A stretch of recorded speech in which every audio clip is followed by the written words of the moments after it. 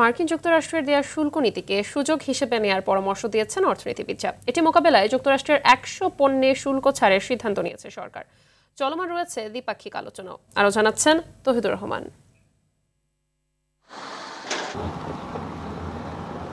দেড় মাস আগে বাণিজ্য ঘাটতির দোহাই দিয়ে বাংলাদেশ সহ 5 ডজন দেশের উপর বাড়তি শুল্ক আরোপ করে যুক্তরাষ্ট্র।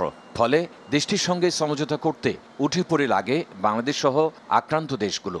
নয়া শুল্ক নীতি স্থগিত হয় 3 মাসের জন্য। এমন বাস্তবতায় যুক্তরাষ্ট্রের শুল্ক নীতি বাংলাদেশের জন্য ঝুঁকি নাকি সম্ভাবনা, এই বিষয়ের উপর বিল্ড এবং ডিসিসিআই এর যৌথ আয়োজন। বাংলাদেশকে এই দুর্যোগকে সুযোগ হিসেবে নেয়ার পরামর্শ অর্থনীতিবিদদের। দুর্যোগকে সুযোগ হিসেবে দেখতে হবে।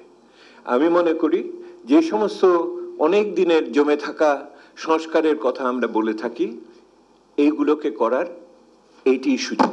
শুল্ক নিয়ে বাংলাদেশের তাৎক্ষণিক প্রতিক্রিয়া সঠিক ছিল বলেও মন্তব্য করেন আলোচকরা। সয়াবিন আমরা এখন $348 million as of 2023-24 annually import করি, কিন্তু আমরা অন্যান্য দেশ থেকে আরো 700 থেকে $750 মিলিয়ন ইম্পোর্ট করি।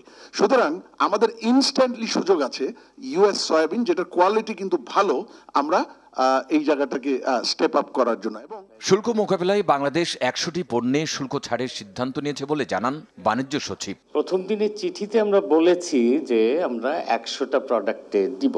It is about after a commodity compact. We should be otherwise called development strategy. এটা তো আসলে ট্রানজিশন স্ট্র্যাটেজি না।